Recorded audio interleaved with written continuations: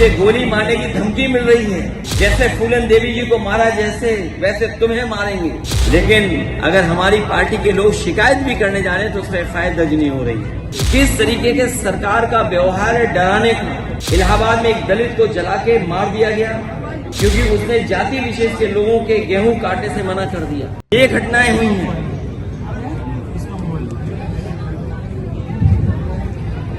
ये सब इसलिए हो रहा है क्योंकि आज सामंतवादी और प्रभुत्ववादी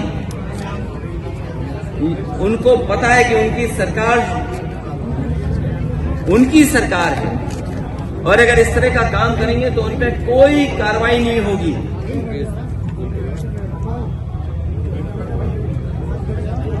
इसीलिए निषाद समाज की वीरांगना फूलन देवी को मारने वाला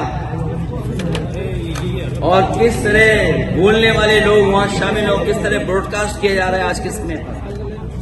आज जब मैं अपनी पार्टी के दलित सांसद आदित्य सुमन जी के साथ खड़ा हूं तो याद होगा मुझे गोली मारने की धमकी मिल रही है। जैसे फूलन देवी जी को मारा वैसे तुम्हें मारेंगे। आखिरकार कौन है इनके पीछे? और अगर ये धमकी दी गई है, अगर वो पोस्ट वायरल हो रही है, सोशल मीडिया पे चल रही है, वैसे तो सरकार को खुद संज्ञान लेना चाहिए। लेकिन अगर हमारी पार्टी के लोग शिकायत भी करने जा रहे हैं तो उस पर एफआईआर दर्ज नहीं हो रही है। बीजेपी के लोग कुछ भी लिख सकते हैं, उन पे एफआईआर नहीं होगी, कड़ी कार्रवाई नहीं होगी। और अगर एफआईआर हो भी जाएगी तो कार्रवाई नहीं होगी। करीबन 25-30 एफआईआर तो हम लिखा चुके हैं। इस सरकार में जाति कैसे काम कर रही है उसे देखिए। सम्राट अशोक, जिन्हें कुशवाहा मौर्य समाज अपना भगवान मानता है, उनकी जयंती पर सौहार्दपूर्ण आयोजन, एक व्यक्ति ने तलवार से केक काट दिया, उस पर कार्रवाई हो गई। पर पुलिस ड्रोन की निगरानी में तलवार लहराती योगी सेना के लोगों को पूरे सम्मान के साथ कोई कार्रवाई नहीं हुई हो। अगर कहीं कोई कार्रवाई हुई हो तो बताइए आप। और मैं इसलिए कहता हूं कि सरकार पिछड़े दलितों और अल्पसंख्यकों को डराना चाहती है। कई मौकों पर हम लोगों ने घटनाओं में देखा है, उनके काम करने के तरीके को देखा है, क्योंकि वो जानते हैं कि पीडीए की ताकत 2027 में सपा को साथ दे रही है। सपा के साथ खड़े हैं पीडीए के लोग। उसे डराएं धमकाएं, और वो डराना धमकाना हम लोगों ने देखा था। अभी जो बाई इलेक्शन हुआ था उसमें किस तरीके से डराया धमकाया गया था, उन्हें वोट तक नहीं डालने दिया गया था। ये बड़ी साजिश थी।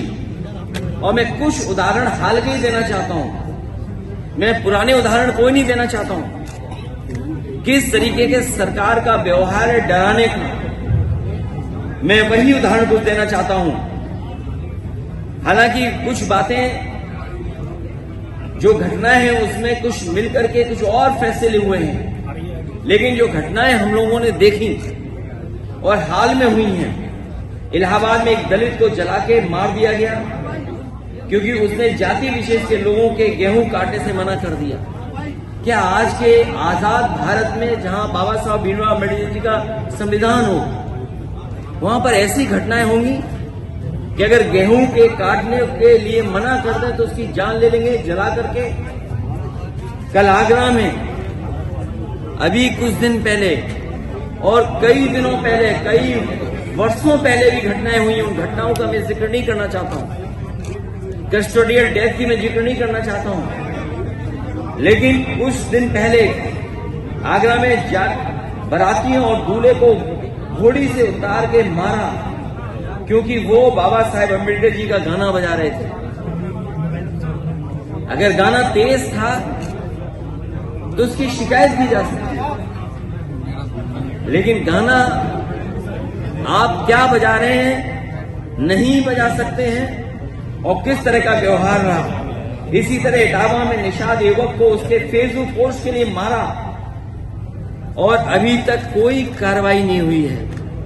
अभी हाल ही में फेसबुक पोस्ट लिख दिया, उसने विहंगा फूलन देवी को लेकर के कुछ लिख दिया, उसको मारा और अभी तक मारने वालों पे कोई कार्रवाई नहीं हुई है। आजमगढ़ में एक दलित दंपति पुलिस से कह रहा था कि आप चल के मेरी बेटी छुड़ा दीजिए। जाति विशेष के दबंगों ने उसे बंधक बना लिया, उसका रेप कर रहे थे। बताइए आप किस युग में हैं? हम शायद ये भूल गए हैं, और इसलिए भूल गए हैं क्योंकि सरकार बाबा साहब भीमराव अम्बेडकर जी के दिए हुए संविधान पे नहीं चली, उस कानून को नहीं लागू कर रही है। जौनपुर में एक नफरती बाबा साहिब की शोभा यात्रा के दिन उनके झंडे को पैरों तले रौंद रहा था। सब्सक्राइब करें साम टीवी, क्योंकि हम आ गए हैं अब आपके बीच। दिखाएंगे सत्ता के वादों और अपराधियों के एक एक कारनामे की हकीकत। और हाँ, अगर आपके पास भी हो कोई ऐसी खबर तो कमेंट करके हमें बताएं, क्योंकि बिना डर और दबाव के हम दिखाते हैं हर एक खबर डंके की चोट पर।